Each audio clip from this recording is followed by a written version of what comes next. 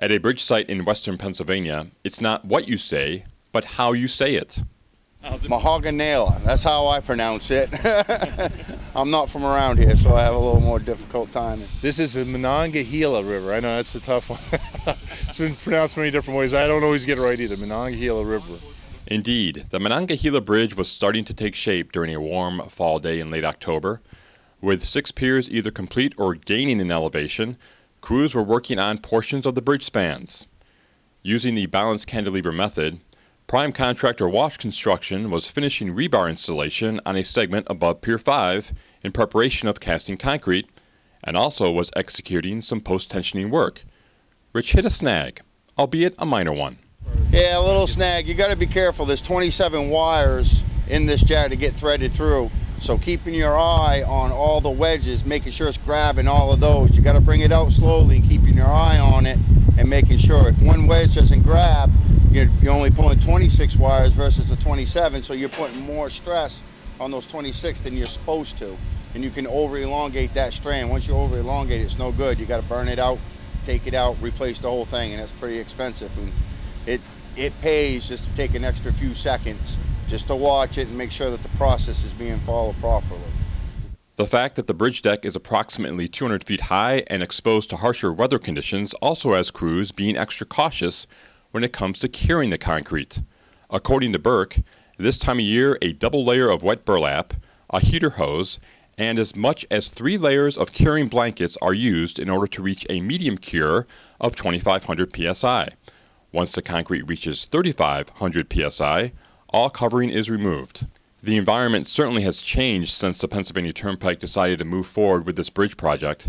The agency originally wanted to go with a steel girder bridge design, but past experiences with Walsh and lead designer Fig, including work on the Allegheny River Bridge, had the Turnpike deciding to go with a precast concrete segmental structure. Fig also had to work around pre-established pier shapes and a predetermined footprint. So as not to interrupt plans that had already cleared various permitting agencies, the designer stayed within the boundaries and made the project more efficient. Fig's pier creation looks more like concrete stilts, but the elements are strong enough to handle the load demands of the bridge. The number of piers also were reduced by at least 1 set. The pier was one of the most challenging parts of the project, not only because we had to try to match that shape on the existing footprint, but also because it's tall. These are tall piers with all of the load considerations that you have with that height of pier. But then the superstructure itself, being a 2-cell box like it is, that's essentially 90 feet wide and long, over 500-foot spans, offers its own challenges too. But it's a system, the piers working interactively with the superstructure. So it all was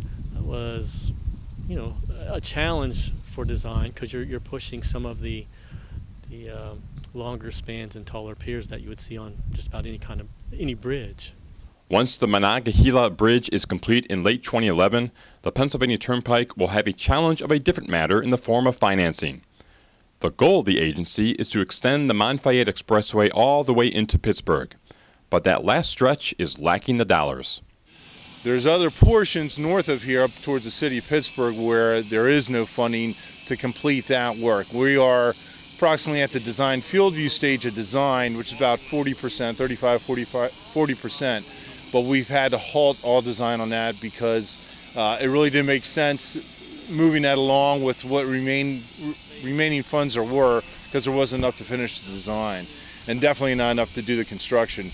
So we're hoping that through maybe increase the gas taxes or whatever the mechanism may be, that funding can be found to finish it, because we're well on the way on the design to do that, and it would be great to complete the whole north-south passage here. When complete, the Manongahela Bridge will feature 7 spans at a total bridge length of 3,022 feet. Well, I don't know which is more difficult, pronouncing the name of this bridge, Manongahela, or taking a walk up here, which is almost 200 feet high. Nevertheless, the most difficult task for the crews will be come this wintertime, when they attempt to deal with the harsh temperatures and the winds to move this project forward. For Roads and Bridges Magazine, I'm Bill Wilson.